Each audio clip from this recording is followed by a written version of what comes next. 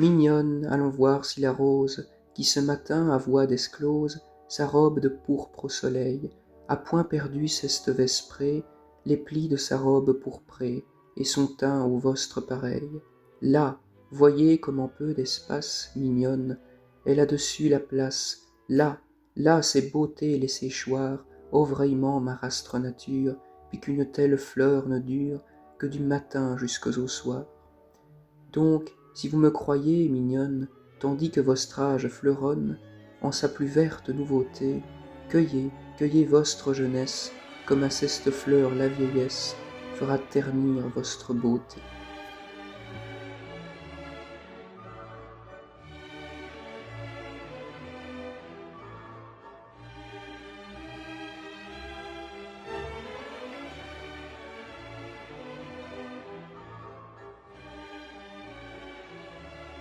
Bonjour ou bonsoir, chers auditeurs. Laissons-nous aujourd'hui voyager à travers la poésie de Pierre de Ronsard en s'intéressant à l'un de ses poèmes les plus célèbres, Mignonne, allons voir si la rose.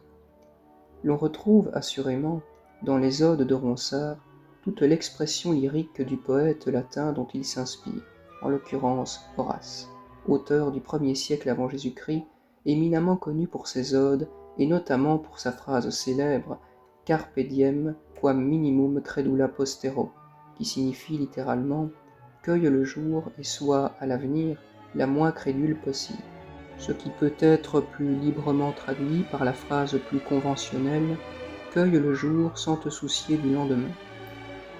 Au surplus, cette inspiration poétique, puisée dans le verbe des auteurs antiques, notamment le poète grec Pindare et, comme l'on vient de le mentionner, le poète latin Horace, qui définit cette poésie de la Pléiade, groupe poétique dont Ronsard fut la figure de proue avec Joachim du Bellay au XVIe siècle.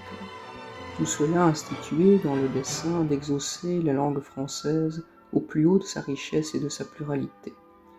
Pour revenir au texte, intéressons-nous d'abord à la nature du français employé. À l'évidence, avez-vous remarqué, comme pour la ballade des pendus de François Villon, étudiée dans le cadre d'une autre vidéo, que la langue employée dans ce poème de Ronsard demeure quelque peu différente du français moderne, c'est-à-dire celui que l'on pratique aujourd'hui. Cela est tout simplement parce que le français du XVIe et du XVIIe siècle est ancré dans une phase de la langue que l'on appelle le français classique, qui sera succédé par le français dit moderne au XVIIIe siècle. C'est pour respecter le verbe d'origine employé par Ronsard que l'on s'intéresse aujourd'hui à la version du texte écrite en français classique. Passons maintenant à l'analyse prosodique du texte. En ce qui concerne les strophes, celles-ci sont au nombre de 3 et sont toutes des 6 en tant que chacune d'elles compte 6 vers. Ces vers sont, du reste, tous des octosyllabes, en ce qu'ils comptent tous un total de 8 pieds chacun. Quant aux rimes, elles satisfont une rythmique commune à chacune des strophes du poème.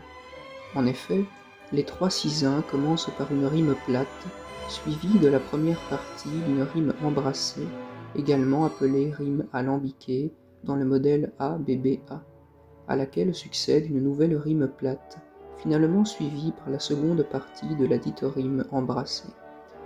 Il est à remarquer que les rimes plates du poème sont toutes féminines, en ce qu'elles présentent une finale en E muet, et que les rimes embrassées sont quant à elles toutes masculines, en tant qu'elles présentent une finale qui n'est pas en E muet.